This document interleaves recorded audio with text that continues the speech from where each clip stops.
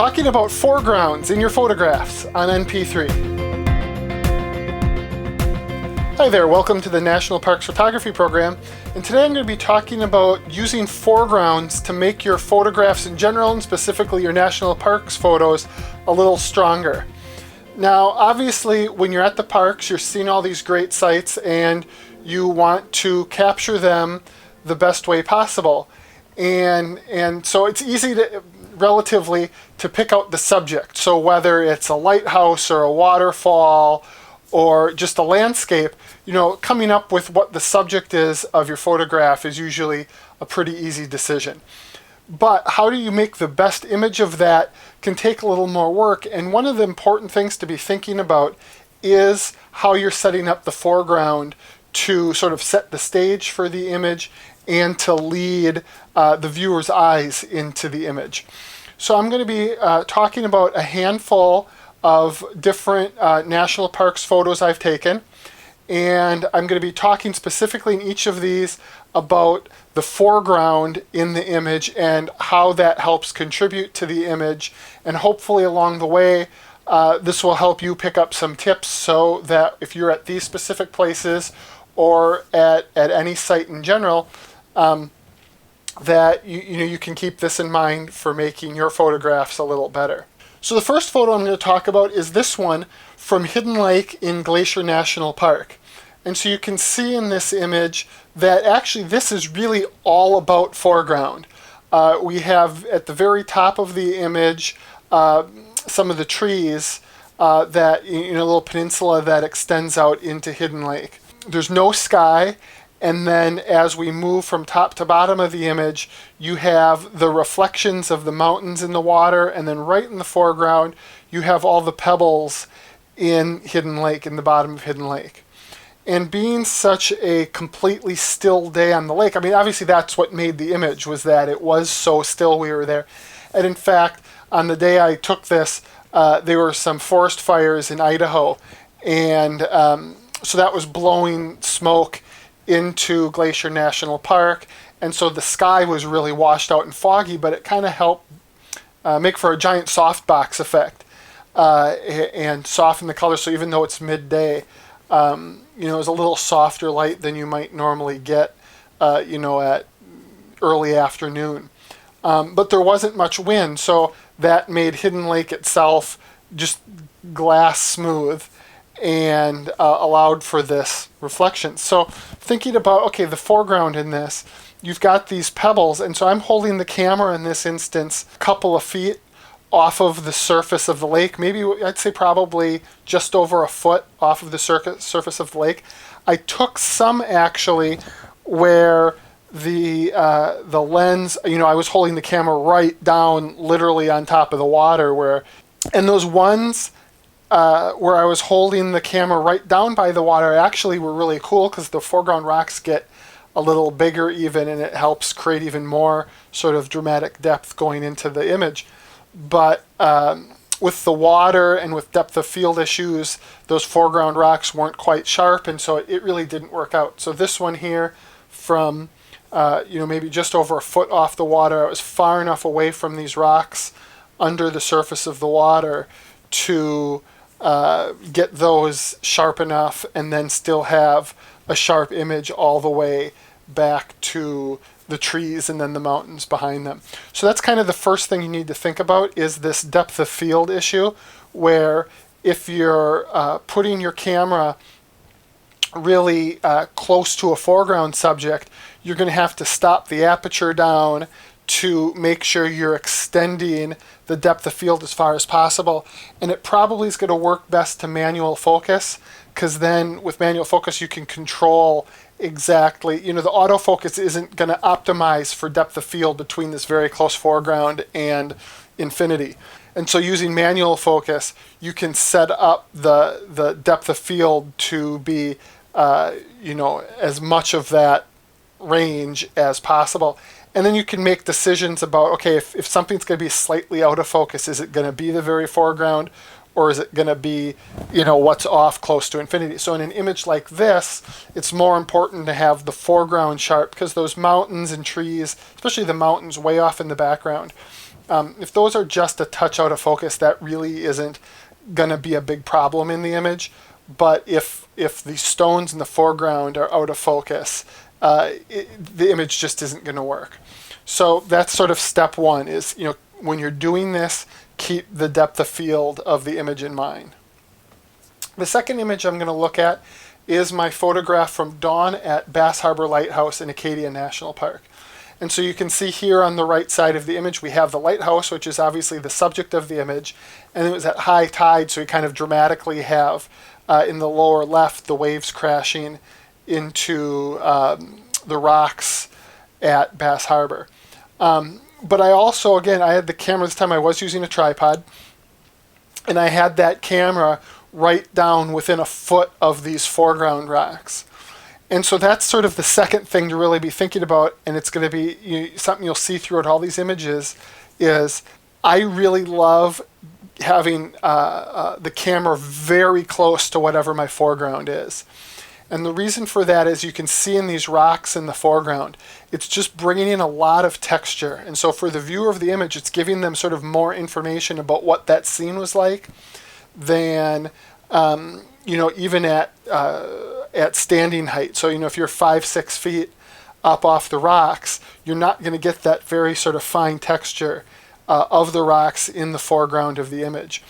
So being low, and in most scenes it's a matter of being low, that you have rocks or grasses or whatever in the foreground of the image, and by, instead of standing and shooting, by squatting down, by using a tripod without the legs extended, getting that camera right down within a foot or so of the ground, you get this extra texture, and it captures people and draws them in.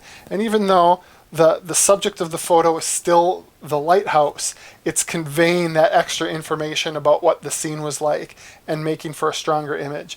And in this case, by being low, I'm able to take advantage of these cracks in the rock and to help create leading lines. So those lines of the cracks in the rock are pointing right in at the lighthouse. And so it's helping, again, to draw the viewer's eye into the image and into your subject. Now, as I said, oftentimes it's going to be a matter of getting low. But in this third image, which is the whole rainforest in Olympic National Park, you can see that it isn't always, the foreground isn't always at the bottom. So in this case, one of the trees in the rainforest on the left side of the image, I'm using that as my strong foreground. And this was taken at 8 millimeters on a crop sensor, so it's an equivalent of 12 millimeters. So it's a very wide angle. And again, I have the front of the lens well within a foot of this tree in the foreground. And so the wide angle almost doesn't look that close in the image because it's such a wide field of view. But especially with wide angles, in a lot of landscapes you're shooting with wide angles. In fact, all the ones I'm going to talk about today are shot with wide angle lenses. And this with an ultra wide is even more so, that you're capturing all this field of view. So it's like extra important to be close to something to establish that foreground. So again, with this tree, my foreground object is on the left side of the image. And by being close to it, I'm getting that extra texture of the bark in the tree and of the mosses that are growing on the tree.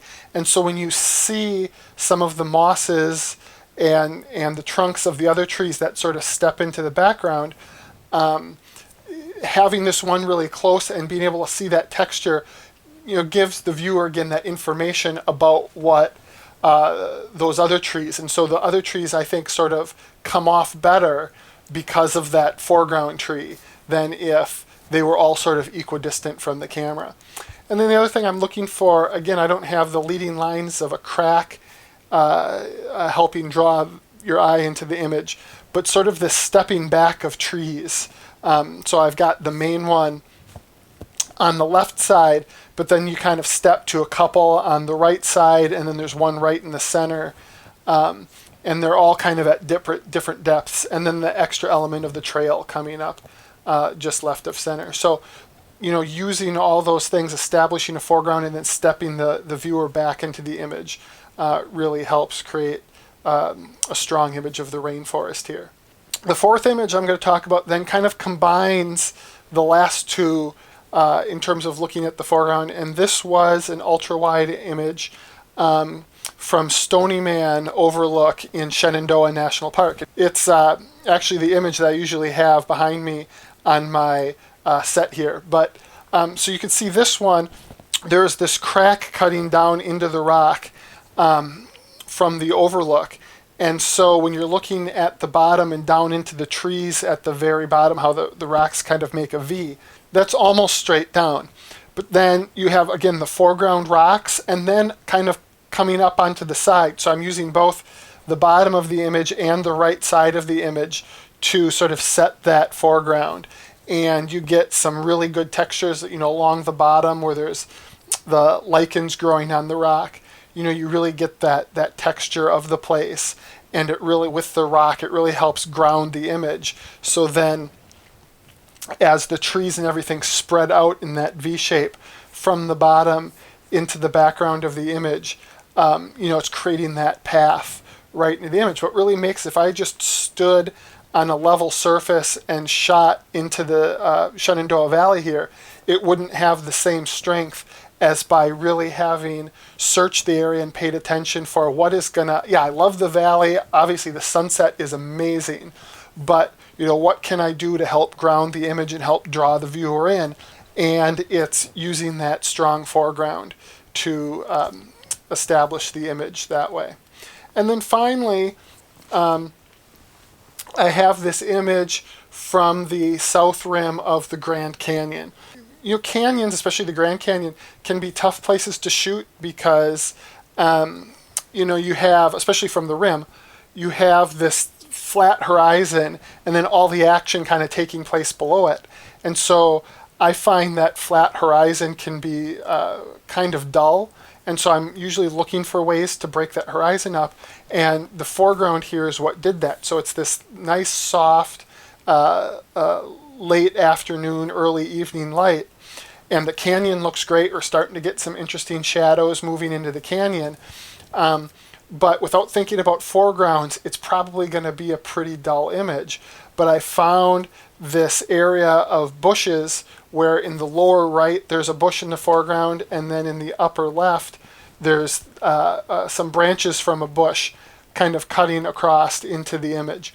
And so having those two elements, and again, they're not even, with the way the image is framed and cropped, there's two separate visual elements, but having those opposite each other really sets the image here. And so it gives you, again, more information about, what it's like to be standing at the south rim looking into the canyon, where you see, some of the flora that's there. But it's also serving to help break that horizon up. So instead of just having, more or less a horizontal line going across the plane of the image and it's blue above and red canyon below, you've got this green element and the branches really breaking that sky up and breaking that horizon up. So it both sort of sets the image and establishes it, and it also helps accomplish this other task that I'm always looking to do at the Grand Canyon. Looking back through these 5 images, it helps give you some idea of how to use foregrounds to help improve your photography at the national parks. Again, the things I'm thinking of are, first of all, you have to be very conscious of your depth of field. Then, usually getting low to take advantage of foregrounds and foreground textures. But sometimes if it's a forest area or just any kind of area that has things moving up on the sides, you may be using vertical elements in the image to help set that ground. Either way works as long as you're thinking about that. And then finally, you can also use those foreground elements to help to cover up things or to help solve challenges that you have with a specific scene that might detract from the final photograph if you don't use that strong foreground to help counteract that challenge in the photo. So that's my video for today. If this is something you've enjoyed and it's useful to you, make sure to give it a thumbs up. If you'd like to see more content about photography and the national parks, make sure to subscribe to this channel where I'll be bringing you more of this most every week. And until then, thanks so much for watching. Get out there and shoot some photographs with great foregrounds. It's something you can practice outside of the national parks to get used to, and it's useful in any kind of landscapes. So get out there and take some great photos, and have a great day, and thanks for watching. Bye-bye.